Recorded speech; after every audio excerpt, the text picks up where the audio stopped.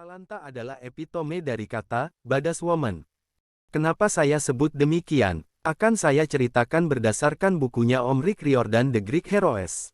Saking badasnya, Atalanta masuk dalam jajaran pahlawan Yunani bersanding dengan Hercules, Theseus, Perseus, dan pahlawan wanita kuat dari Amazon yang bukan Amerika Ortrera. Atalanta bukan nama aslinya, sejak lahir dia tidak diberi nama.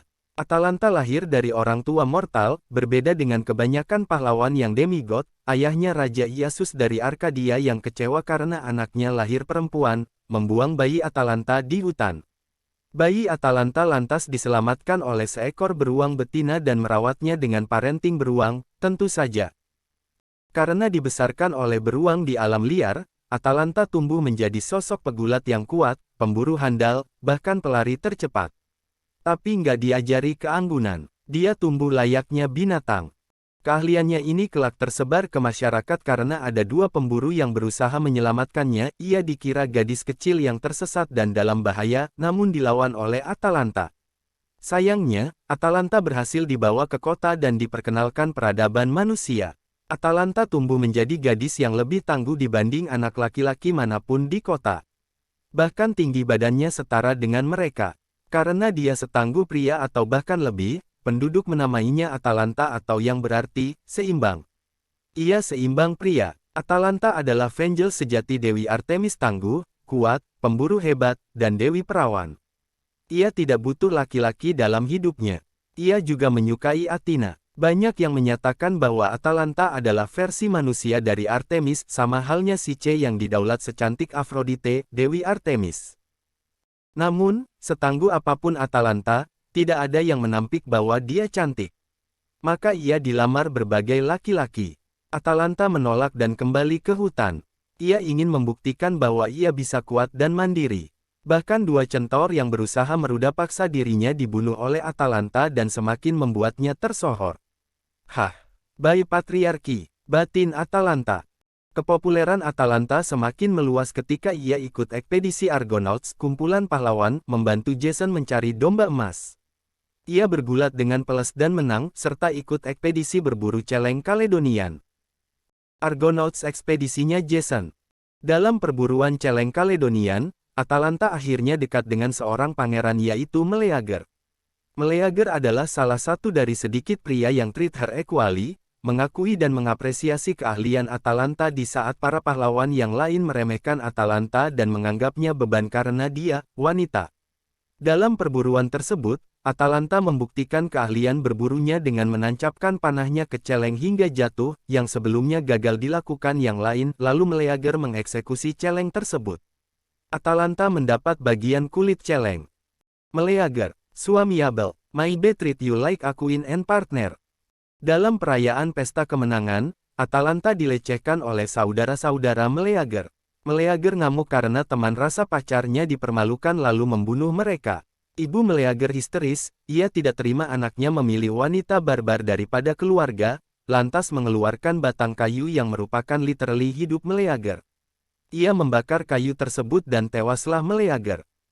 Meleager dikutuk sekaligus dianugerahi kejayaan dan kekuatan. Hanya saja hidupnya pendek dan bergantung kepada sebatang kayu yang jika terbakar, ia akan ikut mati. Atalanta yang sedih dan kecewa akhirnya kembali ke hutan, untuk ditemukan lagi sama ayahnya Iasus si Raja Arkadia, yang telah mendengar kehebatan anak yang telah ia telantarkan. Hai anakku, aku dulu buang kamu karena kamu cewek. Tapi kamu ternyata lebih jago dan maco dari cowok, maka aku akui kamu. Sini ikut papa akan nikahkan kamu. Kira-kira begitu.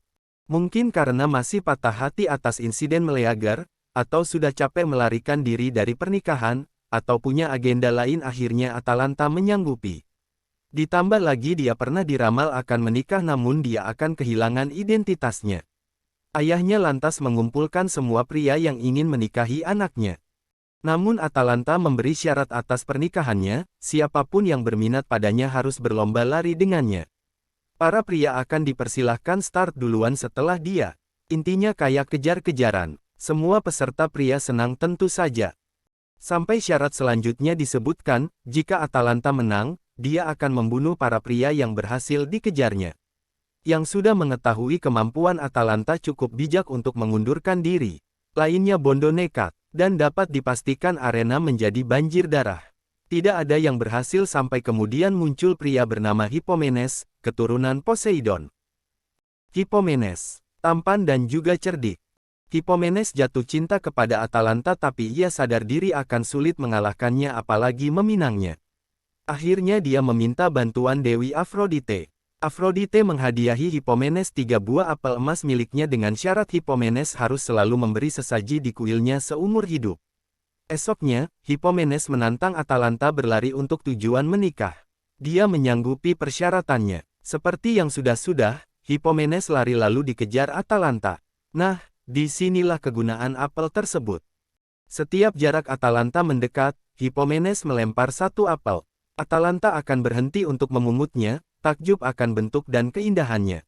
Ketika sadar bahwa Hippomenes berlari menjauh, ia akan mengejar lagi. Begitu terus hingga apel terakhir dan Hippomenes mencapai garis finish dengan selamat. Akhirnya karena mengalahkannya, mereka berdua menikah dan dikaruniai seorang anak, Partenopaios, yang nanti menjadi pahlawan dalam ekspedisi Seven Against Thebes. Penyerangan 7 pahlawan ke Thebes. Ada versi lain di mana Partenopaios adalah anak Meleager atau bahkan Ares yang memang cenderung menyukai wanita tipe perkasa. Seperti kebanyakan mitologi lainnya yang penuh ingkar janji, Hippomenes lupa untuk terus mengirim sesaji kepada Afrodite. Afrodite marah dan menebar feromones ketika Atalanta dan Hippomenes berkuda.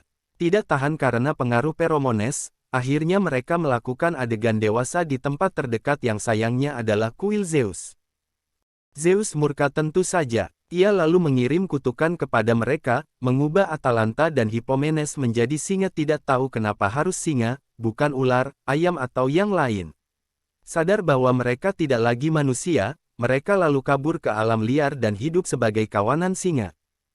Nah itulah kenapa saya sebut Badas, setangguh pria, mandiri, teguh, menamparkan para misogini dengan mengalahkan mereka, sedikit bahkan satu-satunya wanita dalam ekspedisi para pahlawan pria, dan tidak membiarkan siapapun melecehkannya. Semua itu dia lakukan sebagai makhluk mortal dan bukan demigod. Jangan lupa like komen channel ini untuk tahu updatean seru dan menarik lainnya.